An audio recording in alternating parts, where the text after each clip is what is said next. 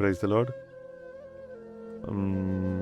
ഇന്നത്തെ ദിവസം ഞാൻ 3 കാര്യങ്ങൾ നിങ്ങളോട് പങ്കുവെക്കുവാനായിട്ടാണ് ആഗ്രഹിക്കുന്നത്. നമുക്കറിയാം, പരിശുദ്ധ അമ്മയുടെ വണക്കമാസം 12-ാം തീയതിയിലേക്കാണ് നമ്മളിന്ന് കടന്നിരിക്കുന്നത്. നമ്മുടെയൊക്കെ ജീവിതത്തിൽ പരിശുദ്ധ അമ്മയുടെ ജീവിതത്തിലെ അനുഭവങ്ങളും സാക്ഷ്യങ്ങളും നിരവധിയാണ്. ഞാൻ ഇടയ്ക്കൊക്കെ സോഷ്യൽ മീഡിയയിലൊക്കെ കയറി നോക്കുമ്പോൾ പരിശുദ്ധ അമ്മയുടെ നാമത്തിലുള്ള സാക്ഷ്യങ്ങളൊക്കെ ഇഷ്ടംപോലെ ഞാൻ കേൾക്കാറുണ്ട്. അതൊക്കെ എന്നെ ഒരുപാട് സ്വാധീനിക്കാറുമുണ്ട്. അപ്രകാരം ഞാനിങ്ങനെ ഇരിക്കുമ്പോൾ എന്നെ സ്പർശിച്ചതായ 3 കാര്യങ്ങളാണ് ഇന്ന് നിങ്ങളോട് പങ്കുവെക്കുന്നത്. ഒന്ന്, ഗബ്രിയേൽ മാലാഹ നമ്മുടെ പരിശുദ്ധ അമ്മയുടെ അടുക്കലേക്ക് കടന്നു വരുമ്പോൾ പറയുന്നുണ്ട്, ഓരോരോ കാര്യങ്ങളില്ലേ, ഒരു യേശു ജനിക്കേണ്ട ആവശ്യകതയെക്കുറിച്ചൊക്കെ പറയുമ്പോൾ ആദ്യമൊക്കെ കുറച്ച് വിഷമം തോന്നുന്നുണ്ടെങ്കിൽ പോലും, അല്ലെങ്കിൽ എന്താണ് സംഭവിക്കാൻ പോകുന്നതെന്ന് ഒരു ഉള്ളിലുണ്ട് എങ്കിൽ പോലും വളരെ തന്മയത്തോടെ വളരെ സൗമ്യതയോടുകൂടി ഗബ്രിയേൽ മാലാഹയോട് സംസാരിക്കുന്ന അമ്മയെ നമുക്ക് കാണുവാനായിട്ട് സാധിക്കും. സകലതും പറഞ്ഞതിന് ശേഷം അമ്മ പറയുന്നൊരു വാക്കുണ്ട് അവിടെ, ഇതാ കർത്താവിൻ്റെ ദാസി. അതായത് എളിമയുടെ ഏറ്റവും വലിയ ഭാവം എന്താണെന്ന് അറിയാവോ?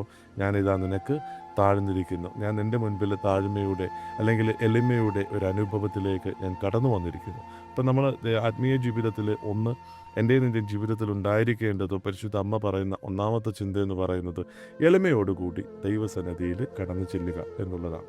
2, നമുക്കറിയാം, പരിശുദ്ധ അമ്മ എലീസ അമ്മയെ ശുശ്രൂഷിക്കുവാനായിട്ട് കടന്നു പോകുന്നുണ്ട് അല്ലേ. ആ അവസ്ഥയിൽ അമ്മയുടെ ഉദരത്തിൽ കുഞ്ഞിരിക്കുമ്പോൾ പോലും ആ എലീശ അമ്മയുടെ ആവശ്യം മനസ്സിലാക്കി എലീശ അമ്മയെ യാതൊരു മടിയും കൂടാതെ എലീശ അമ്മയുടെ ഭവനത്തിൽ പോയി എലീശ അമ്മയെ ശുശ്രൂഷിക്കുന്ന ഒരു മറിയത്തെ നമുക്ക് കാണുവാനായിട്ട് സാധിക്കും. ഇത് രണ്ടാമത്തെ ചിന്തയെന്ന് പറയുന്നത് എൻ്റെ മനസ്സിലേക്ക് കടന്നു വന്നത്, ശുശ്രൂഷിക്കുവാനായിട്ട് യാതൊരു ഭാവഭേദവും യാതൊരു മടിയുമില്ലാതെ ദൈവത്തെ ശുശ്രൂഷിക്കുവാനായിട്ട്, അല്ലെങ്കിൽ ദൈവസന്നിധിയിൽ കടന്നു വന്ന് ശുശ്രൂഷയുടെ ഒരു അനുഭവത്തിലൂടെ കടന്നു പോകുവാനായിട്ട് നമുക്കൊക്കെ സാധിക്കണം. അല്ലെ, എങ്ങനെയാണ് നമുക്ക് ശുശ്രൂഷ എന്ന് പറയുന്നത്? ഒരാളുടെ വീട്ടിൽ കടന്നു നിന്ന് ശുശ്രൂഷിക്കുക എന്നതിൻ്റെ അപ്പുറത്തേക്ക് നമ്മുടെ പ്രിയപ്പെട്ടവരെ, നമ്മുടെ സ്നേഹിതരെ ഒക്കെ ഒന്ന് വിളിക്കുക, അന്വേഷിക്കുക.